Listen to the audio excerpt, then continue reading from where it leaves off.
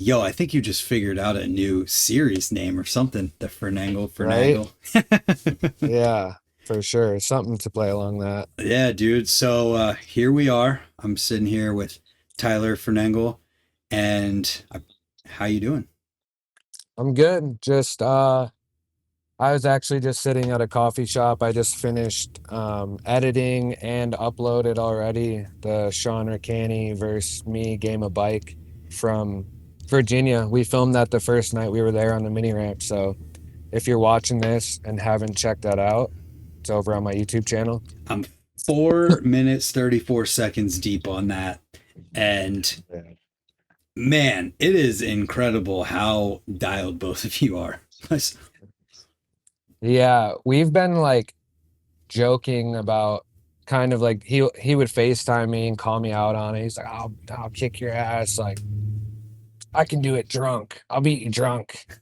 Just you know how Sean is. But yeah, it was really fun. He's doing super well too. He's also on the sober train and it's cool to see. So Yeah, man. I mean, kind of where this podcast stems from is that we were both in Virginia this past weekend, got to chat a little bit, did a little interview with Tyler, and it was cool. And I thought, man, we should have like more of an extended conversation. yeah, yeah, I'm glad you but I'm thankful that you did that little interview. That was cool. I I wanted to thank you again for that just because, means a lot helping me promote the channel and also just like letting me, speak my mind. So, Absolutely. And there was some stuff that came up when we were talking. And I'm like, yeah, I would love to go deeper into that stuff because there's a lot of it that I think could just help people and it humanizes you in a way that we kind of talked about a little bit. That's just like cool for other people to see. yeah. Yeah, I try and it's not all about bikes. I mean, that's the one thing we all have in common, but I think it's important for people to know the real sides of just how like I just like to be open with how bad things can get, but at the same time, there's no reason why you can't flip your life around. Yeah, And it's cool to be in a position where I do have a pretty large following and I had the urge to sort of document the process, all the highs and the lows. And now that I am on the other end of it, the positive end of it, I can help people, help kids, and you know, use my wisdom from the trials and tribulations to just try and help out. So, and I'm absolutely. still, it's not like I'm healed and everything's good. Life will always be a constant battle, trial and error, I feel like. So, yeah, I'm not some saved special person that figured everything out. I'm still learning every single day. And like I said, it'll be like that for life. But, you know, I do have I've been there, done that sort of thing with a lot of stuff. And as well as just BMX, the industry as a whole with having the most elite, largest of the largest sponsors and losing them all. And here I am still, I feel like riding better than ever and definitely enjoying myself more than ever on my bike. So that alone, that's a win for me. You kind of just gave the entire like glossary summary index of what we're going to talk about for the next Yeah, little bit yeah. here, which is awesome. I feel like we could just jump right into talking about like some of the stuff that you've gone through and come out of in the last recent bit of time. And I would love to hear some of how you got through it. Yeah. I mean, it's like, where do I start? Do I start back years ago, or you mean just kind of like recently with my last sort of? I would say more so on like the talking about the trials and tribulations and things that you've gone through and come out on the other side of in recent history. Yeah, I mean, the most obvious one, which I talk about and mention a lot, would be the battle with mental health, which sort of led into self-medicating with alcohol. And yeah, so that's been like, it's crazy because I never really I never even really drank until I was after 21. I just didn't have any interest in it. Um, and I don't know if that was like a good thing or a bad thing because like I never went to I only went to ninth grade, but like I never went to high school parties, I never went to dances, none of that. So I sort of skipped that chapter where I feel like a lot of people, 15, 16, 17 kind of get that maybe out of their system. I didn't do any of that. Like my first time really partying was already I was overseas on a trip, probably Simple Session or something. But yeah, like I didn't really, even after that, I didn't really touch alcohol until, I don't know, like 23 or so. And then it wasn't like a big issue, really. I was still, just it. Here's the thing is like, alcohol is so glorified and glamorized in our industry and not just the whole world for that matter. But, like, especially in our world, that's like almost a part of the culture. You ride, you film, the boys have beers after.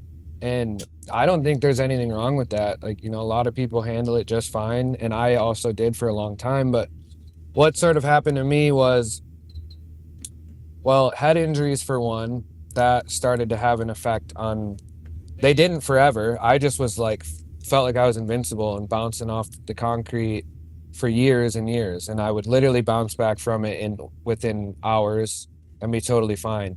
But then as I got older, I started to notice a little bit of a cognitive decline and just weird things like light and sound sensitivity. And then, you know, the anxiety started to become like a pretty prevalent daily thing, which I had never experienced in my life. Like I didn't know what anxiety was really, and not to the level that it got to, which was full blown panic attacks, all that, like every day. Couldn't leave the house. I couldn't even be around like my closest friends or even family sometimes. I just wanted to be alone. I couldn't go to grocery stores. Like it was just really bad. Like that is no way to live. So, I mean, long story short, what ended up happening was like kind of realized like, oh, if I, keep this like steady buzz, alcohol kind of just like I was self-medicating 100% without even realizing I was doing it because I wasn't like getting blacked out drunk.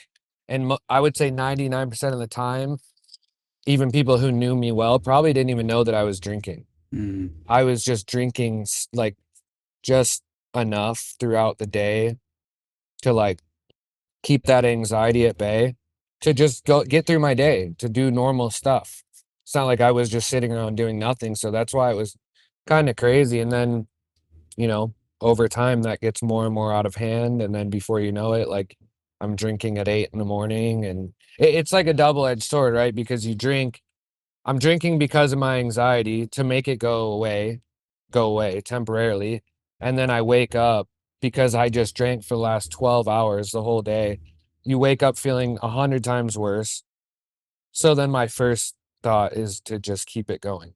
Yeah. Like I'm having beer for breakfast and like I said, not getting, hammered where I'm belligerent and most people wouldn't even know. But yeah, I'm having beers for breakfast all throughout the day, all night. And then it's just a really miserable way of living, to be completely honest. Yeah. And and the crazy thing is I think that's a much more common way of living than we even realize. It makes sense. Like Yeah. there's tons of people that are doing that for 30, 40 years. That's just how they get through the day and it's become so normal. So, and then yeah, like when I'm drinking like that, of course I don't want to be around people who I feel like are going to judge me. So then Yeah. I'd find myself spending time with people who don't know Tyler Fernengel, the bike rider. They know Tyler Fernengel is the funny guy that you're playing pool with at the bar or whatever the case may be, hanging at the beach. Basically surrounding yourself with people who you feel are doing the same thing and not judging you. Mm. But that's kind of when I realized like, oh, this is like there's a whole society of people who live just like this. And yeah, I think that was a big downfall was just surrounding myself with Was those types of people. was there like a specific thing or moment where you kind of saw it and realized something had to change? Um, I mean, there were many moments. That's the one thing I've always been like pretty aware that like I'm aware of my actions and I don't like blame anybody for it. I've always been like, okay, yeah, this is a problem. But I mean, it just was a progressive thing. It just got worse and worse. And then I ended up last year, June, was it? Yeah, I think June. I had a connection to somebody who is like 10 years sober now. His name's Jimmy Queen. I'll give him a shout out. Hmm. But he went to this rehab program in Southern California. He mentioned it to me because I've been doing this back and forth thing, sober, not sober, for years at this point, like last year. And then I was like, you know what? My way isn't working. Like, I don't have a problem with, I can get sober and do it myself. But then every time something would happen where I would start drinking again. And it was never, the funny thing is that I think most people who relapse, it's usually over something bad happening. And for me, it was always the opposite. Like, things are going good. So Mm. why not just go and fuck my life up? No, but in my head, it's like, oh, things are going good. Like, yeah, I've been sober for, 6 months. I can have a beer. Like, dude, it's fine. We just rode. Like, I'll have a beer with the boys. And it was fine for a little bit. And, but it always ended up the same way. I'm like 0 for 20 on trying to have just a beer. So back to what I was saying. Yeah, I woke up one morning. I actually slept in my car the night before. Woke up, had a parking ticket, had like empty cans next to me because I was sleeping in the back of my truck. And I was just like, what what is this? This is miserable. My bike's laying next to me. No chance in hell I'm going to ride my bike. My only thought was like go buy another case of beers so I can kind of get into shape for the day and get my head right. But something just came over me and I called Jimmy and I was just like, look, this is where I'm at. This is the situation I'm in. I don't like myself. I don't want to be doing this. Like I need something. I need to try something different and I'm open.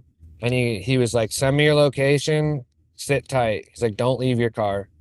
And he called me back like 20 minutes, excuse me, like 20 minutes later and was like, I got you into this program. Mind you, this is like a $100,000 a month program. Mm. And he was like, stay there. They're sending an Uber to you.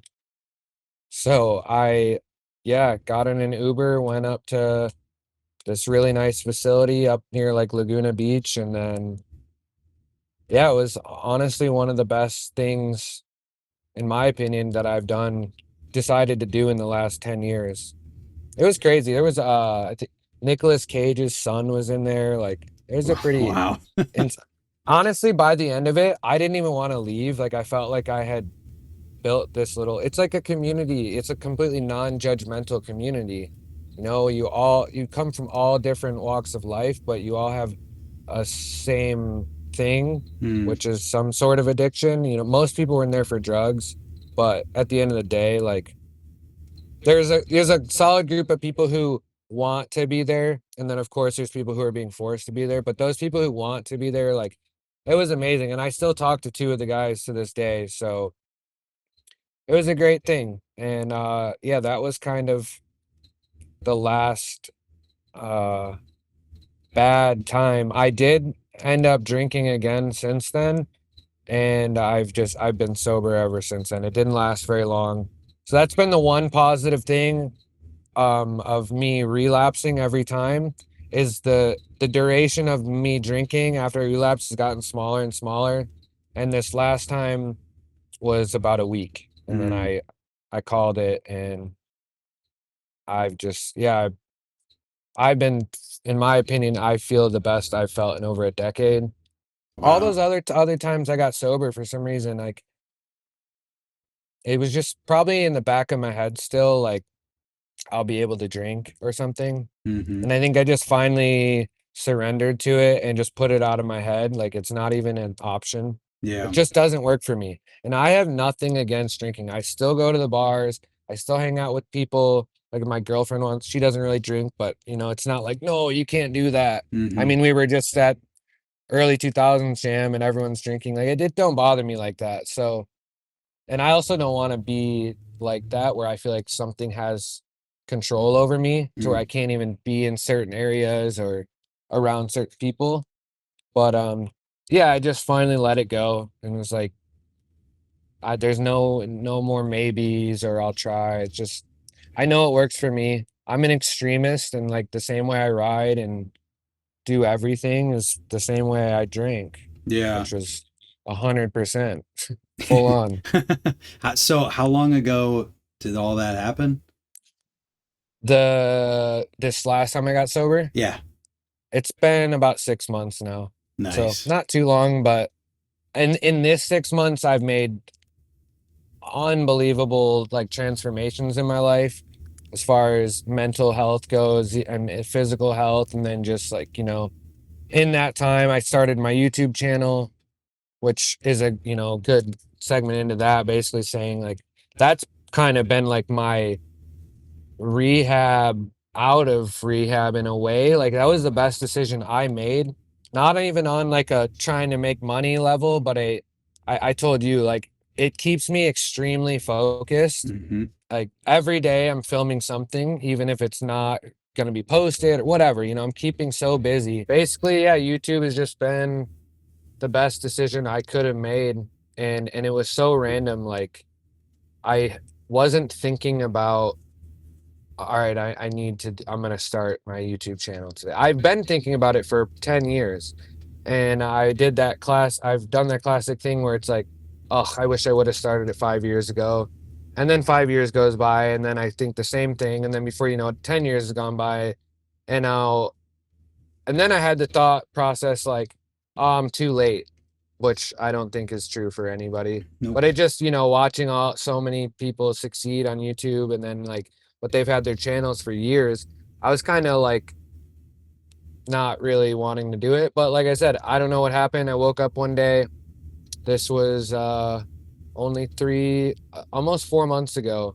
So I had been riding and sober for a couple months. So I was starting to feel good. And I just, one day I was like, just gonna film this, post it, see how it does. And like, I think like the first day I got like 1,000 views and I had like, I don't know, not no subscribers really. I never, yeah, Mm-hmm. I started with zero. I used to have an old channel, but couldn't get access to it, so I just started fresh. And yeah, here we are, 4 months later, doing the damn thing every day. Yeah, man, and it's definitely growing fast. You're already over 7,000 subscribers, and the videos, the Shoot, the one views. of me and Sean, the first one, Yeah. just did over 14K. Yeah, that's amazing. That, and I think the game of bike is on track to do better Oh, than yeah, I that bet it one, will. which is cool. Yeah, man, it's super cool to see that focus and starting something, and it gives people, like we talk about this in the interview that's going to be coming out whenever I get to all that stuff, but it's cool for people to be able to see this because they get insight into who you are more than just crazy riding. Yeah. Yeah, there's more than enough of that, you know, over 15 years worth of all my craziest riding is and projects with Red Bull and Vans and Haro. And so, yeah, I really like it's honestly it almost feels like a form of therapy to me. Mm-hmm. Like knowing that I have this community that actually listens and they want to know. So I feel like in a way I feel comfortable talking about almost anything, and I know that it's not only helping me, but it's going to help other people too. So it's like a dual therapy session for me and the viewers as well. So Yeah. I'm pretty stoked on that. I also like having this outlet because yes, I ride every day and I love that more than anything, but it is nice to have a whole other avenue that I'm interested in pursuing Mhm. and talking about, which is just, you know, the health, mental health, whatever, a lot of stuff really. But it's just nice. Yeah, like let's say, you know, I've been healing my knee for since the contest in Virginia. And after this video is posted today, I don't really have anything, but I have a ton of stuff to talk about, and I know it's going to be appreciated. So I like that. Right. And another thing to think about too is that like the people who are tuning in kind of grew up with you. Like, Yeah, because you started at such a young age being in front of people riding, and then now, how old are you now? 29. Yeah, you're not even 30 years old yet, but there's all these people who watch that and have grown up, maybe they have kids now, whatever, and they get to sit down and watch and see what you're up to these days. Yeah. No, and it's those people who have been following since the beginning. That's why I feel like I have really like I don't want to say fans, but for lack of better words, like very loyal ride or die fans. Maybe not a lot of them, but the ones who are very because they've been Mm-hmm. there through the whole journey of the ups and downs. And I think I've had a pretty colorful BMX career in comparison to most, Yeah. as far as just like because even before the mental health self-medicating with alcohol part of my life was injuries. I That was my first thing. I was always the guy who was hurt. Mm. Like just the way I rode, and you know, it was like a lot of do or die stuff. So when I didn't do, I died. Yeah. A lot of time on the couch, which was a bummer. And so yeah, that was a battle for freaking the first 10 years of my career. And then, you know, yeah, it's been crazy. But like I said on Instagram the other day, like I wouldn't change a thing because it was all necessary to put me in this position. Like no amount of money can give you the wisdom that the experiences of life will give you, like actually going through them personally. Mm-hmm.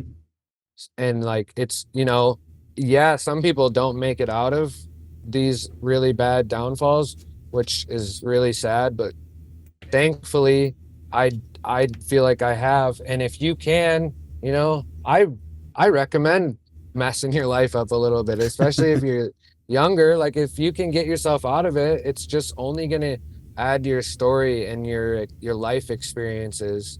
And you know, maybe when you have kids someday, you can just more for you to be able to help the next generation and Absolutely. help yourself, because once you've gone through it, you know, it's up to you. You can either make the same dumb mistakes again or learn from them. And that's been the best thing for me, is to learn from them, from the personal failures. So Yeah, I mean, you really have been to the very tippy top in the BMX world, all the way down to where we weren't even really riding anymore. And now watching you ride this past weekend, it was sick. Put it that way. thank you. I appreciate it. Yeah, I was nervous. Like I haven't rode in front of people, but it's like, you know how it is. You just get in, at least for me, I get on this like crazy high and almost Mm-hmm. like tunnel vision the way that I ride. And I was just, the vibes are so good. Also, it's amazing riding in like a jam format. Like my style of riding is like I want to try something, Yeah. not like I'm gonna put these tricks together in this run. That's cool, has its time and place, but I prefer what we did there over anything.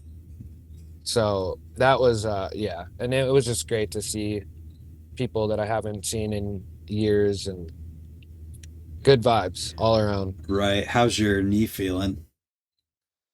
It's not bad. I was pretty worried that next morning, like, or even by the time like 3 in the morning I got up to use the bathroom, I couldn't even stand on it. It was kind of blew up a little bit. It's my MCL, the inside of my knee. But here we are a week later. I do have a knee brace on, but I'm walking fine, and it's the swelling ain't even really there. So I think I'll be good in a week or two. That's awesome. That was a gnarly Yeah. crash. Yeah. Well, one of a bunch. I Yeah, think that's true. that's probably what did it. Was, well, I crashed trying that curved wall transfer, and then just adrenaline is so crazy. Like I was like, oh man, that hurt, but I ended up, that was before the flare wall ride, before the 5 bar, bunt the flare to fakie, so I kept going, and then I'm sure that wasn't the best for it. And then that's why I didn't ride the hitching post, because by that time it had been like an hour of me sitting and my knee was just not having it. So probably a smart move not to do that. Yeah. How did you ever feel when you were like at kind of the height of filming video parts and all of that? Like there was pressure on you from anyone Yeah, other than yourself? for sure. And I don't know if it it's hard because it probably was never directly like Mm-hmm. pressure. Like nobody was physically telling me like to do this or do that. So I guess it was just personal pressure with just the weight of contracts and eyes on me, Mm-hmm. and wanting to earn my keep in a sense. Um but yeah, like funny story. I remember when I was filming the Silverdome video, the Red Bull Silverdome video, I I remember saying, this is not BMX. This isn't BMX. Like Mm-hmm. it was one of the most miserable, hard weeks of my life. Obviously, it was all worth it, amazing. But in the process, like it was just so hard to get myself. For one, it was February, I think. It's February in Detroit, Michigan. So I was Yeah. wearing a t-shirt, but what you don't see is in between every shot, I have a huge jacket on. We had fires going everywhere. It was freezing cold. And then, anytime you're filming in our entire lives, typically you have some friends there, and you're, doing what you need to do to get hyped up. This was quiet on set. Are you ready, Tyler? Camera 1, 2, 3, 4, ready, action. And it was just so different. And some of the stuff was fine, but like the way I hype myself up is like every run up for them had to be a new take and they had to Mm-hmm. reset. So if I had to do a run up 15 times just to hype myself up, which I had to do a lot to get myself, to that point, it was such a strange process of like, all right, I have all the cameras reset when I want to just do circles, Uh-huh. looking to go till I'm ready for that exact moment to actually go for it. So it was a crazy experience. And I remember like being really hard on myself and also getting really angry. And like, honestly, I was like, fuck this. I hate this so much. But obviously it was all worth it when that landed that final truck out of the window. Like, and then seeing it, well, they edited like 4 versions of it, and I kept saying like disapproving of it. It Mm. was just like really corny, and like not, it took a minute to, go back and forth over emails.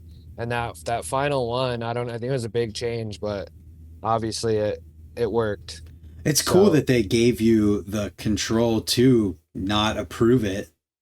yeah, I mean, it's crazy to think that I probably would have, if they didn't give me the control, I would have just accept. Oh, okay, cool. Yeah, this is what it is. Yeah. But they did. And then like, in hindsight, that it's crazy that if anybody out, the rider should see it, the rider most importantly, and approve of it, Mm-hmm. especially if you're putting your life on the line.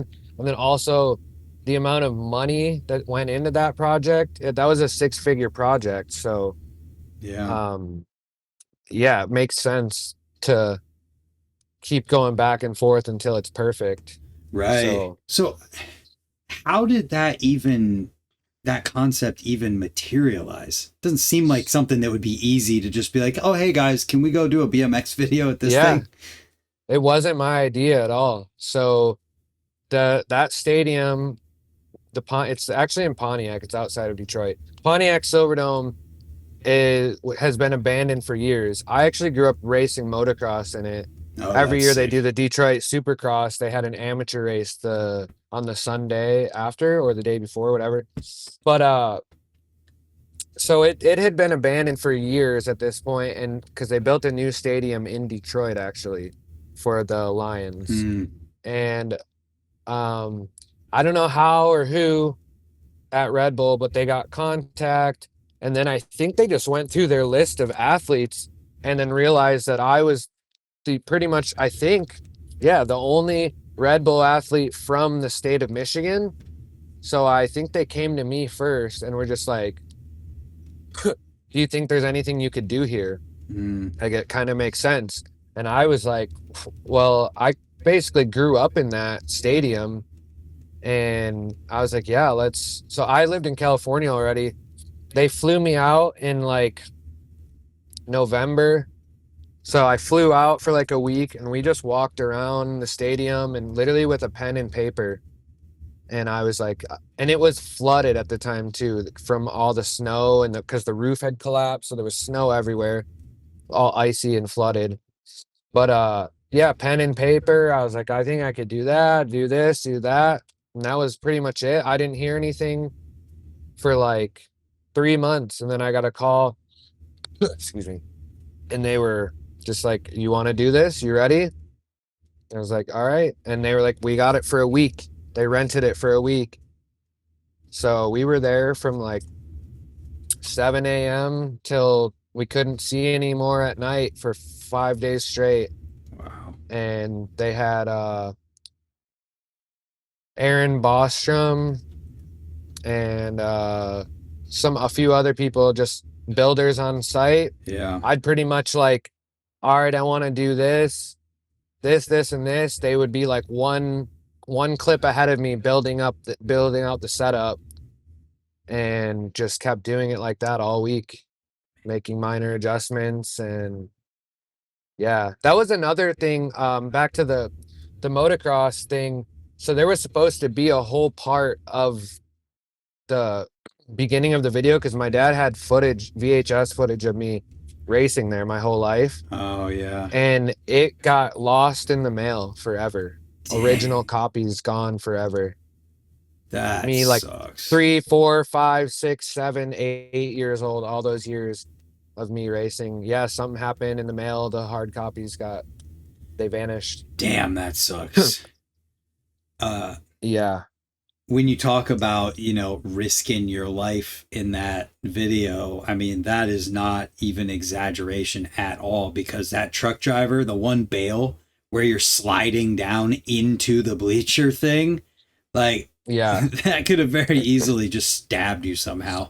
Oh yeah, I thought it did. Somehow it was like dull enough to where it didn't. I have a scar from it, but it was dull enough to it broke the skin and didn't like fully impale me. But with the amount of speed and force I had going into it, like you hear in the video, in the behind the scenes, I'm so wind knocked completely out of me, couldn't breathe at all. I really did think it was like internal, but yeah, I was beating myself up for that one for sure. And another thing that's not on camera, I did it off camera. I didn't say anything. I jumped it down. I fell jumping down it straight. Oh God. So I fell jumping it straight, and then there's 3 attempts at the truck. That's the only times I went down it. Uh-huh. I fell jumping straight, and I was like, I'm not doing that again. We're just trying it. Jeez. Then, like, yeah, that's a different level of like, I have to do this. Yeah. Well, it was in my head. It was kind of like the make or break. Obviously, the video would have been amazing without it as well. But I mean, not really, actually. That's what everyone talks about. That's like the thing, because it had nothing like that had ever been done. Right. Definitely not in a stadium, but even like a drop that big, I don't know. I don't want to make any claims, but it might be the biggest truck driver ever done. They wouldn't be surprising. It's like it was like mountain bike level, kind of like rampage Mm-hmm. size drop, but with obviously no suspension and a not steep landing at all. I mean, the fact that I blew off it jumping straight, I just like that one I landed was purely, I don't think I had another one in me. My wrists and ankles wouldn't have held on. And if you see it like in the slow-mo, I'm like completely side saddled off the Mm. bike, head fully. And then, no wonder I ended up getting spine surgery like 2 years later. And then somehow you have to hold it all together enough to hit that jump. Yeah, I was supposed to flip whip it. Oh man, you would That have was that's landed what so was flat. I don't know what I remember having that split second literally like going up that lip. I was like super seat Indian air, land something. I can't do that again. And I Yeah. feel like that was a really good last second choice of trick just because it looks the way it looks. Mm-hmm. It's a very visually pleasing trick because I don't know, I could have like froze up Oh my and just like, God. did a ugly ass backflip or something or Just froze. anything. I had no intentions of an alternative trick Yeah. because I was so focused on the truck and then it was like, oh shit, I'm here. This is happening. I landed it and yeah, my bars were all forward from it too, but it worked out So amazing. to where I started with all of that, talking about pressure and all of that, like contrast that with how it feels today, where it's like, all right, what are we gonna go do today for fun? Yeah. Oh man, that it's the whole bike career has been a roller coaster of emotions because like there is a sense of or there was a sense of relief in a way when I got dropped by Red Bull. And I remember it like clear as day. I mean, it was Christmas Eve. They called me on Christmas Eve for some weird reason. That's It's so like, crazy. Merry Christmas. We're Yeah, not re-signing you. man. Yeah, I was literally sitting on the couch with my mom and my girlfriend at the time back in Detroit. And it's like, hey, Tyler, hope you're having a good holidays. Basically just called to say we decided not to re-sign you. This was after 6 years. And I was just like, okay. Like you can't really argue it. I didn't even have an agent at the time anymore, so there wasn't like maybe trying to negotiate a smaller, you know. Yeah, But it was a shock for sure because that was a huge chunk of money gone overnight, you're right. and that's my livelihood. I don't have a plan B. Didn't have a plan B. And so that was shocking. And then, Vans came shortly after that. I already wasn't on Haro. I decided not to re-sign with Haro because they cut everybody's budget that year. Like they cut my budget or my contract by 50% Jeez. or more maybe. And it wasn't just me. It was me, Mike Gray, Matthias. I think the only person who didn't get a pay cut was Dennis because he had signed a 5-year deal and we all did too. Mm. But yeah, I was like, in my head, I was like, oh, I'm elite. Like I'll get picked up by someone else. I'll work out another deal. And yeah, so I just stepped away from that. But back to what you're saying, yeah, there was relief pressure for sure. But for a long time it was weird because I was, you know, figuring out how to pay the bills and get by. I mean, thankfully at that point, I still had because of my dumbass decisions on buying so many vehicles and motorcycles and stuff, I sort of had like assets that I lived off of for the next couple of years. Mm. I'd like, money would get tight. I'd sell a Harley. Money comes. Oh, I sold the van. I sold the truck. And so and then I started to really learn how to live on a budget. And yeah, so that's how I got by for a long time. Man, But now, sorry, go ahead. no, you're good. I was just saying now, like with that pressure thing, it is nice because Whether it was real or not, in my head, and that's really all that matters, it was real. I had a massive Red Bull logo on the side of my head, and sometimes I just really wanted to go to the skate park and manual around the bowl. Mm-hmm. And like, I know it wasn't just in my head. I'd show up to the park, and everybody there, including skaters and everything, would stop riding, stop skating, basically just to watch the show. Almost Yeah. felt like a like dance monkey, like let's see it, let's see what you got. And like that got super old, and then it started making me not want to ride. Like, I don't always want to ride and perform on that level. Mm-hmm. And it was a lot of pressure, and I don't really think I let it get to me too much. Maybe I did, but yeah, now it's like I think that time away that I had from the BMX scene also, a lot of kids don't even know who I am. Mm-hmm.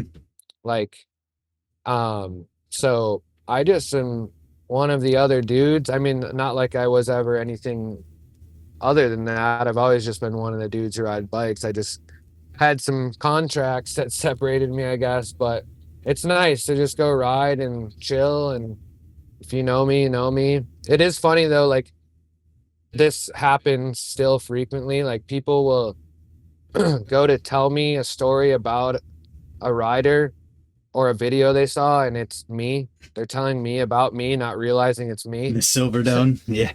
Yeah, the Silverdome, especially like random people like at bars or in the streets, whatever, who see me riding or find out that I ride bikes will tell me about the Silverdome video. That's so wild. And it's pretty cool. Um, but yeah, everything on that sense, like of course I miss the money. Who wouldn't? Mm-hmm. Of course I miss like not like I go into stores and I gotta sort of figure out how much money I have and buy certain foods based on that. Mm. And but like I wouldn't change that either because, well, for one, I grew up that way. Like I don't come from a wealthy family at all. Yeah. Two, I got to experience not even looking at my bank account because I knew I could just buy whatever I wanted Mm-hmm. to an extent. As far as your everyday means and rent and cars and gas and whatever. Didn't have to check it for years. And that was amazing. Now I'm back at that point where it's very budgeted and everything's very like strategized in order to make sure I can pay my phone bill and I can put gas in the car, especially now to like I need to go get content and food is not cheap. So it has been very humbling, and like I said, I wouldn't change it because I said this on Instagram recently. I made a reel saying being broke has forced me to, so like there's two parts of my life. There's things that I want to do in my life, and there's things that I want, and there's things that I need to do. Mm-hmm. And not having money, like just money to blow, has really forced me to, I do the things that I need to do now, Right. because when you have money like that, that's another thing too with the mental health thing. People who have money, and I did this a lot, I would just go buy something to and completely avoid whatever is going on in my head, or say I go through a breakup or with a chick or injured or something, there's so many ways that I could be facing those head on, but I would go shopping, Yeah. go buy a motorcycle, go like, and then, that happiness, quote unquote happiness, fleeting, that lasts a week or two, and then you're back to square one. So it's been an absolute blessing because you can't run from your problems when you don't have money to kind of mask it.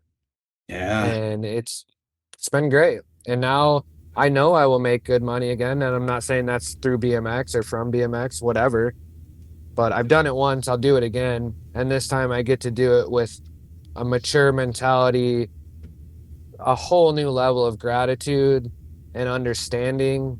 And like, you can't really learn that without going through it, at least for me.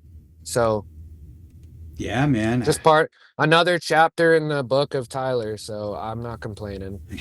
And what's awesome about YouTube is that you could potentially get to a point where you are making that awesome money again, literally just from the same types of videos that you've been posting now. Once the audience is built up enough, it's amazing. It's literally there's no ceiling to it. As you can go as high as you want. You could eventually be like Mr. Beast level if you put your mind to that. It's entirely possible. Yep. For sure. So that's so cool to hear. And you've got like a really awesome outlook on it. And I wonder, when you talk about all this stuff, like with the knowledge that you have now, going into, like, if Red Bull came to you tomorrow and you started making big money again, was there anything you would do differently to like set yourself up for these times now? Oh yeah. Yeah, I would have bought like 5 houses back in Detroit for sure. There like, you go. I just that wasn't a thing on my mind, and like at all. I was 18 and holy shit, I can do whatever I want. I live alone in California. Like, I was literally living every dream I could imagine. So my thoughts weren't set myself up for the future. What the future? This is now. I'm living now. This is so fun. I'm doing this right now. Like, and also, you know, obviously I didn't expect, in my head anticipated it to go, like, in my head, I'd still be on Red Bull right now, 29. And if I did everything right, I probably would have. Yeah. Clearly, like, the riding didn't go away. I think I'm riding better now than I was then. I'm stronger. I'm healthier. Like, so yeah, I probably would still be on Red Bull, but that's not the case. So that's definitely what I would do. Like, just the amount of money I was spending on rent for a decade is absolutely ridiculous. 30 grand minimum a year. Yeah, it's crazy. You know, like, rent, I never really, other than when I had roommates, my rent was always, you know, $2,200 to $2,500 a month. Wild, to live in a little box by the beach. So yeah, I would have bought a couple houses in Michigan and maybe set up some bank accounts that earned some money. And yeah, but, you know, like I said, all back to the same thing. You live and you learn, and nobody was gonna, my mom, like, I wish I had a financial advisor, but it's like, at the same time, I'm gonna do what I want to do. And in that moment, I had to do what I wanted to do to get to this point. That's why I say I wouldn't change anything, and it had to happen. Right. I would always ask my mom, like, can I buy this? She'd say, can you? Yes. Should you? I'm not going to tell you what to do with your money. You earned it. You worked hard for it. So yeah. And I always took that as a, yes, go buy it. straight to the car dealership, straight to the whatever, you know? That's super funny. I guess I was more so asking as a way to get some advice for maybe a younger rider who's hearing this and is about to step into those positions potentially. Yeah. I mean, I feel like anything that I would say is kind of, it's almost like generic advice, but it's also true. Like, I read something the other day that was like, man, my life would be so good if I just listened to my parents. Oh, like, all, you know, like, all the advice that they say, like, you're gonna regret this, or don't do this, or stay away from drugs, or whatever it is, they were right for a reason. They've been there, done that. But when you're a kid, that just doesn't, you got to learn on your own. yeah. But yeah, like, I would say, have fun. Don't get too into the partying. You got your whole life to do that. Try and, you know, if you can handle it, whatever. But I could have waited. I got way too into that in my prime. I would say your health is your wealth. So, you know, mental health, especially now, like, I feel like we're in a crazier time where mental health is just skyrocketed. We're just so overstimulated and overconsumed with everything. Yeah. That I think kids are growing up, like, kids in like 10, 12, 14 years old have anxiety and depression disorders, like, way more than, you know, back even when I was a kid. So I would say, you know, take care of yourself. That's the best thing, because without your mind and your body, what good is the bike? Yep. You're not, it's just gonna be a thing that you used to do. So that's number one. And just surround yourself with good people, because I had a lot of leeches around me too. Oh, that A lot of, sucks. I would say avoid, I don't want to say avoid relationships, but definitely choose them wisely, Mhm. you know, because a relationship, that's your best friend.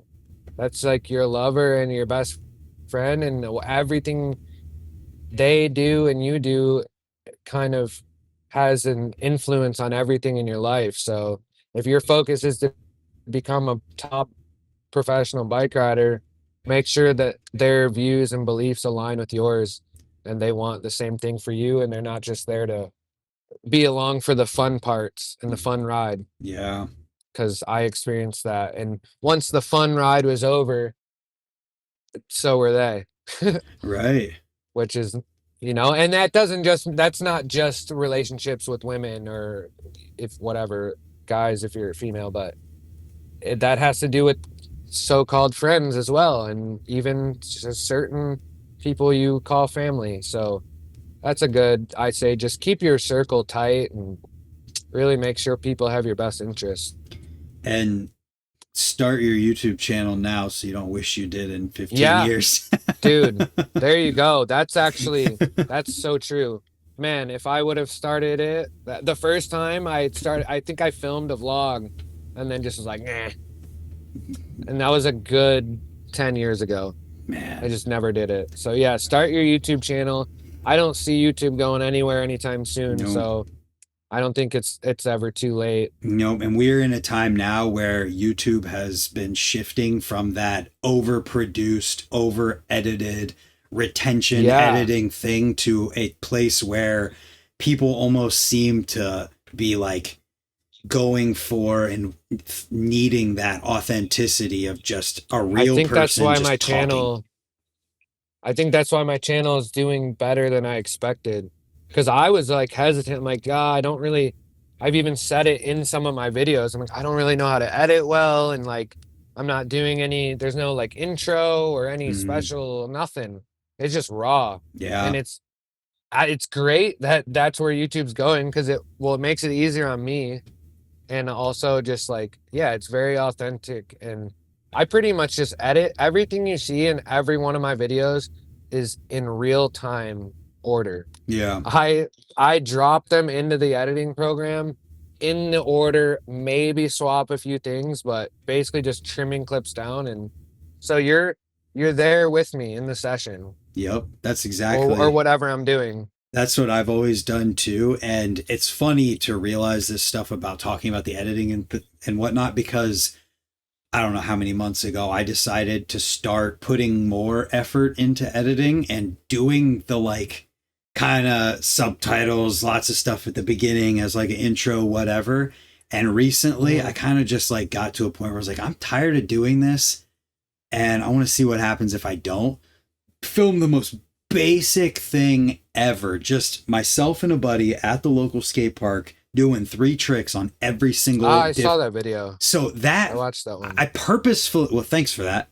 And I purposefully didn't do anything fancy with it at Yeah. all. No music, no nothing. It's just what happened in the order that happened. And that video did better than a bunch of them that I put all this extra time into. Yep. So you don't have to be fancy with it. You don't have to have a crazy production or anything like that. Yeah. Yeah. Isn't it funny how that works? It's the same thing on Instagram. Like when I put 4 hours into trying to get a clip, it'll do so bad. I edit it, put a song. I'm like, this is it. You're This is, psyched, yeah. I'm going viral. And then I get like 20,000 views. Bro, I'm so annoyed. And then I just film the most random shit. No editing. I don't look at the analytics of like what's the best time to post, nothing. I post it basically as I filmed it, and it always does better. So yeah, I Or think, when you like crash at the end of a run or something, or just something yeah, very silly. And I think I figured out why. I think it's because perfection doesn't exist in reality. And when you spend that 4 hours on it to make sure you do it yeah, perfectly, you don't see the struggle or the human element of it. And then when like you crash, people see that and they're like, oh, okay, like it is a person. Oh, this is, and it's not perfect. Yeah. I think that's part of it. Yeah, that's that seems to be why people like my YouTube, because it's a lot of me not being perfect And none in of us all are. senses of life. Yeah. Yeah. Keeping it real, keeping it raw. Yeah. So you're in Florida now. How long you been down there? I got here uh beginning of March. So March, 6 months ish. damn, time's flying. 7 months. That's crazy. I thought I was only here for like, I've been telling people I've been here for 5 months. That's funny. Is that view all right? I think the phone cooled down, so I'm putting it back in the Yeah, it's okay. okay. Um, 7 months down there riding, and I mean, is YouTube kind of like your main focus right now for what you've been doing? Oh yeah, 100%. It's like, I mean, I'm doing school just started back up, so hope I do as many school shows as I can. Oh, okay. Just, I'm on that struggling rock star program, trying to make it by any means, like while not having a full-time job. Mm-hmm.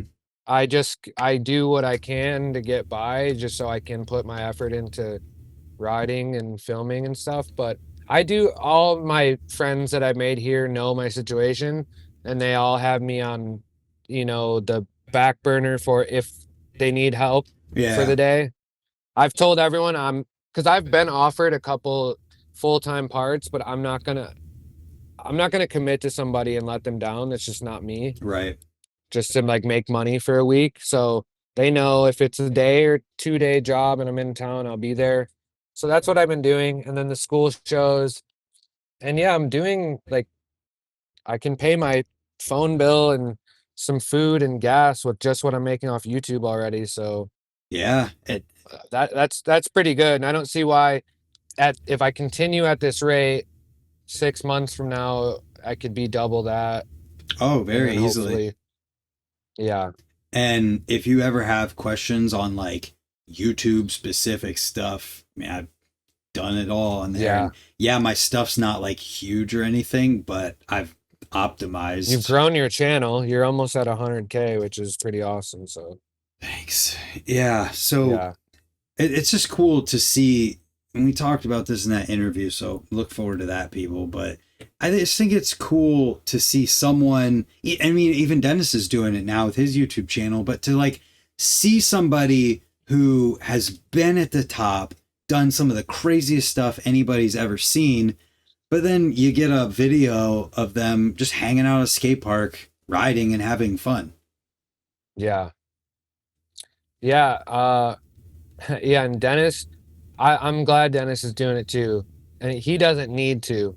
I'm in like a need to do this type of thing. Yeah. Like, just like with the state of BMX, as far as like paychecks go. And it's funny because almost every video I post on Instagram, there's like many comments of like, how is this guy not riding for anybody? Like somebody needs to pick him up. And that'd be great. I'm totally not opposed to it. But back to quickly, like when you asked about the pressure of it, Mm-hmm. that's probably my favorite part of YouTube, is that it's me and it's all me. And if I do mess up or I get hurt or whatever, I'm not letting anybody down. And Right. I still have, that's content in itself. I can still work with that. Mm-hmm. But when I have these obligations to sponsors, especially like core brands who are still going on trips all the time, filming for parts, I want to do that. And I would never say no if it made sense, like at the right brand, and I feel like I align with them. Of course, I want to ride for somebody. I feel like I'm in the best place physically and mentally. So like this would be a great time for me to be a part of a team that I like. But that's not my goal. Mm-hmm. So if it happens and it works, like I've already done it. Haro is my dream. I always wanted to ride for Haro because I wanted to be on the same teams as Dennis. Yeah. Wanted to ride for Demolition, rode for Demolition, Vans, Red Bull. Like I also don't want to say that I would just, if someone offers me a check, I'm not just gonna take it. That's not, even though I could use it. Hell yeah, I could use a check from anybody right now. Mm-hmm. But I've done that, and I really want to make sure that I stand by whoever it is. I align with the people on the team, and because I want to be able to give my maximum effort without even trying, if that makes sense. Yeah. Makes it easy. It's like trying to sell a product that you're getting paid to promote, as opposed to selling something that actually helps you in your life that you used before you were even getting it for free or getting paid for it. Yep. So I think that's the only way you really should ride for anybody, honestly. But obviously, that's not always possible. But that's the goal. Yeah. And I would like to work on building my own things, but it takes bread to make bread. So once I get to that point, I have a lot of awesome things that will happen. It just, we're in that beginning stage of just getting my life back together where I'm comfortable to take care of the necessities right now. Yeah. Well, I mean, sounds like you've come a long way, in the last. Oh, dude, 5 months, I've changed my life more than I have in the last like 8 years. So I'm just extremely grateful for everything right now. Yeah. And talking about like riding for people and selling a product that you get paid to versus what you use. It's just the difference between going to work and doing something you love that isn't work. Yeah, exactly. I mean, and that's where my head is at too. Like, I could go get a job right now, and bringing in, 40, 50 grand a year. But I've had money and I've had no money, and I choose freedom and just getting by any day. And some people I know a lot of people think I sound stupid when I say that, but hey, to each his own. This is my life. I was born to this earth, not to your rules and what you think is right. I think everyone should try and be a good person, but like at the end of the day, I'm going to do what I want. And I am a much happier person. Like, it's 1 p.m. on a Friday. I'm sitting here doing a podcast with you in my van. Yeah. I like that. This is fun to me. I could be inside of this coffee shop working at 9 to 5 right now, but I'm doing this because this is what I want to do. And I know this is going to lead back to where I want to be. And I'll take this any day over it. I think everyone should chase their dreams. And obviously, I'm in a position where I'm able to live on almost nothing. And that's not the case for everybody. If you've got kids and a family, you have obligations. I don't. I put myself in a position where I don't. And so no one else is suffering but me. Mm-hmm. And I wouldn't even say I'm suffering, but. Yeah, I saw a thing the other day. It's like talking about suffering for success. And it made me ask the question on Instagram, like, how much would you suffer for success? Or what are you willing to sacrifice for it? For sure. It's a good question to ask yourself. Absolutely. And you got to figure out what because there's short-term goals and long-term goals, and it's a lot. And then there's a lot of me that just like, I try not to think about much more than today, because, as cliche as it is, you don't know how long you got and what'll happen. So I just try and stay focused, stay busy, stay sober, stay happy, and just do what makes me feel good. And that's been working for me. Yeah. Seems like if you do right, good things happen. That I think I explained this too, like anything you do, whether it's the food you eat, the way you talk to someone, the trick you decide to try, there's basically like two options one being the better choice and the other one being the worst choice. And there's like that voice in the back of your head, what is the better choice. Yep. So I've just been really focused on that. Like, all right, here's the potential outcomes, pros and cons. This might not be what I want to do, but this is the better option. And like having that split moment of, even if that's a half second thought in your head, because that's usually what it is, that's enough to like, all right, this is a better option. Mm-hmm. And that's helped me a ton. Yeah, it just seems like that would lead you to a path that at least you can feel happy with, knowing that you chose what you thought was the better things to choose. Yeah, instead of just aimlessly going for what feels good. I don't know. There's a fine line between all that, because you got to just do what feels right.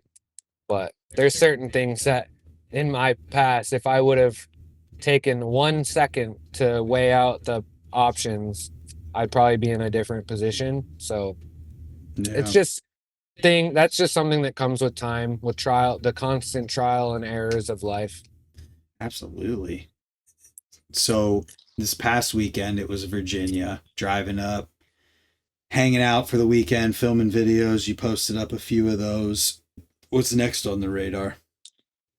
Um, I might be going to MX of Nations next week, which is, I don't know if you know anything about motocross, but Mm-mm.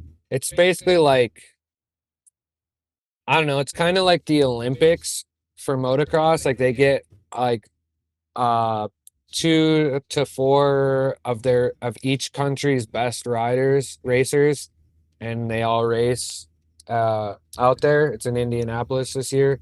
But I Mm. have my whole background is motocross, pre BMX.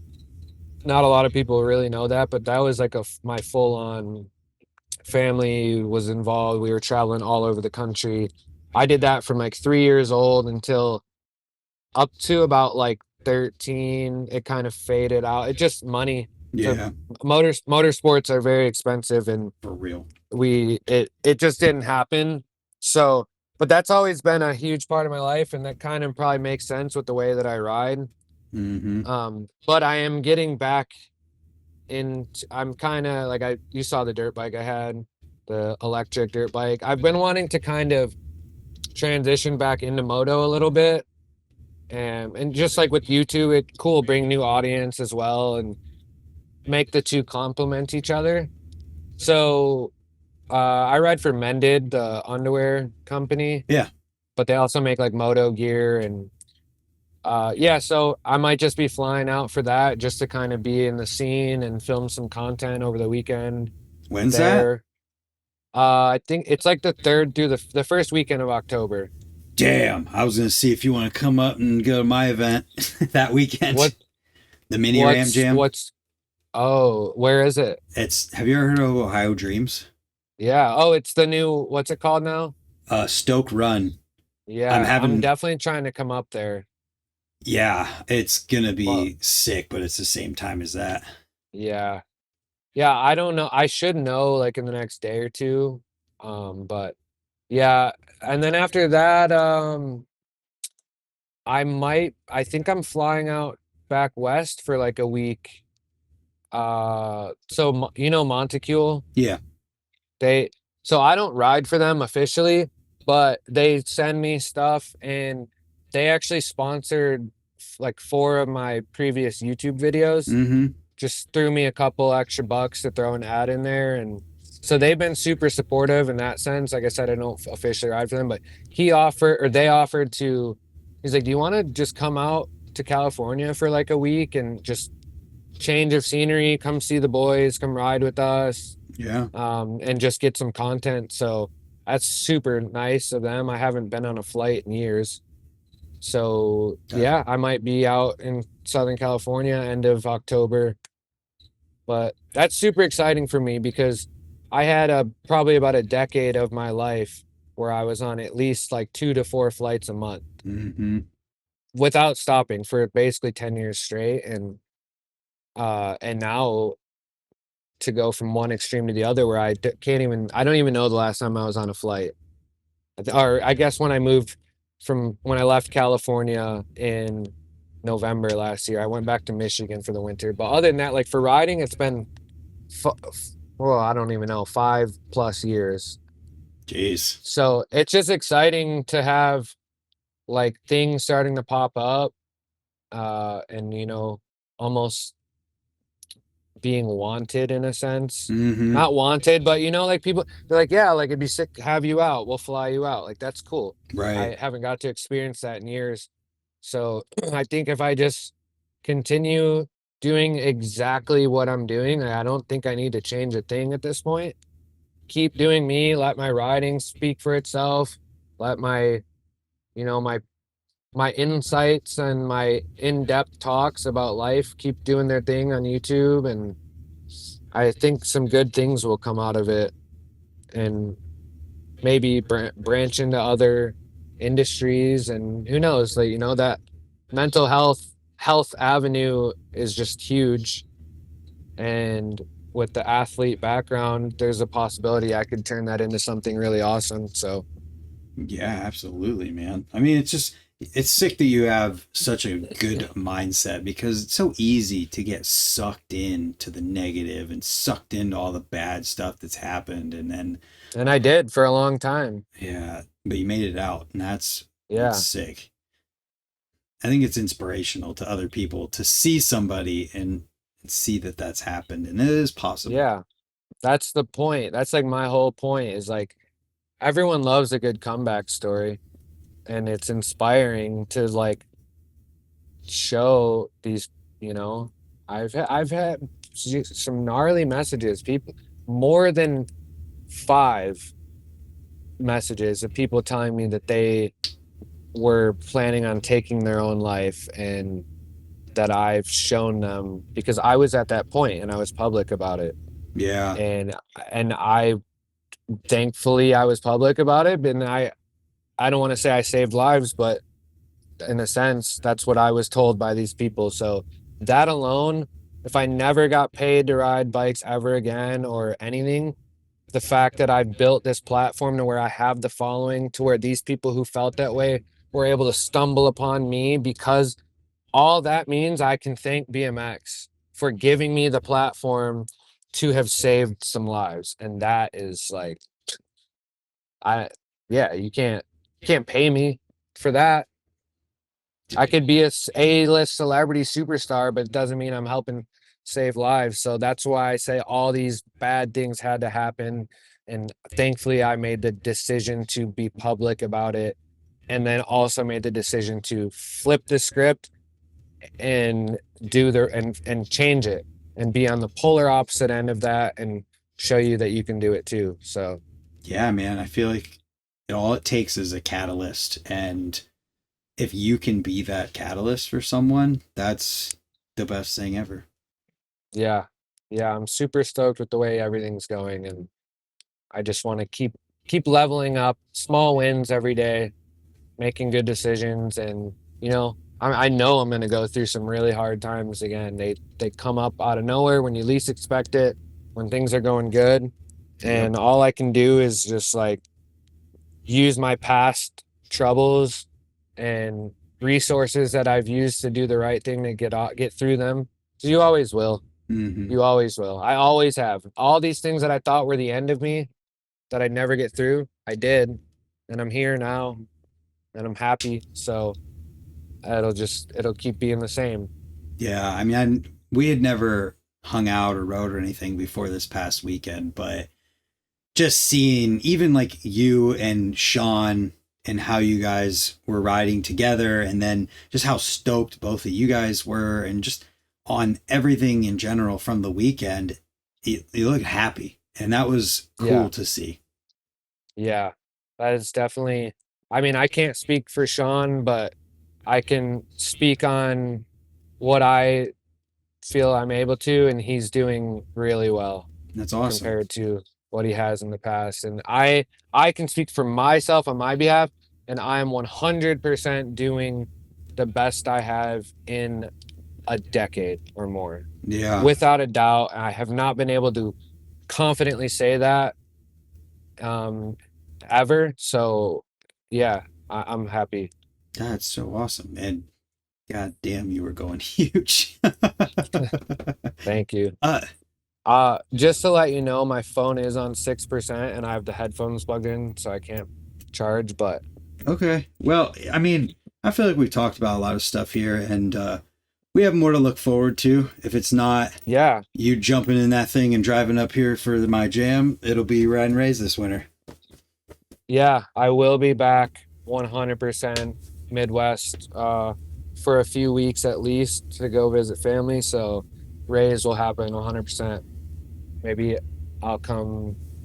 I want to check out that Ohio Dreams as well. I've never been to Changa. Like maybe we could do like a week or something. You take me around Ohio for like a week, get a bunch Yeah, of content out of it. that'd be super sick. That's where my mind went when I was like, damn, wonder if he'd be able to drive up here and we could just hang out for the whole entire time and do stuff. But Yeah, that might be a we'll better. make it happen.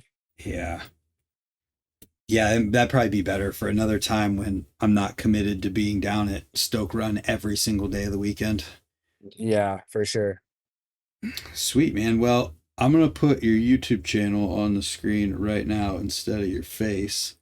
People can Yeah, see it, they can cool. check it out, and it'll be cool to see what kind of stuff that you get into with that as well, because there's endless avenues for the types of videos you can make. Yeah, and collaborating with other guys, other channels, and Yep. yeah, I'm really excited. I have so many ideas and opportunities that lay ahead. I feel like I'm on the cusp of a lot of great things. Mm-hmm. It's just kind of like life is like a train. It seems like from my experience, it's like momentum. And once that momentum gets going, it's almost impossible to stop it Mm-hmm. unless you really sabotage yourself, which I've done. So as long as I don't do that, I think everything's going to be great. And you guys are everybody watching this, you'll be seeing a lot more of me in many different ways. So for many years to come. Yeah. So look forward to the interview that we have from the ranch camp coming when I end up getting to that. And then some stuff this winter at Ray's and indoor parks around Ohio. Cool. When do you think you're posting this thing? Maybe next week Oh, sometime. cool. Yeah. Yeah. I won't Awesome. be waiting very long for this one. Right on. Yeah, man. So everybody go check it out. Make sure that, let's see, where's he at? He's at 7,170. I'm gonna 75. do a giveaway at 10K too. I don't know what exactly, but I'm gonna do something cool for 10K. So There it is. That'll be sweet. And I'm yeah, sure it'll happen fast, man. right on. Well, thank you so much, dude. That was awesome. I appreciate you wanting to take the time out of your day to get to know me a little better, and I'm stoked for this winter. So Yeah, I think it's just cool for people to be able to get insight on somebody that all there was up till your channel was just riding. So I'm happy yeah, to do it. hell yeah. Yeah, man. Well, go do that, everybody, and have a good day. All right. Later, brother.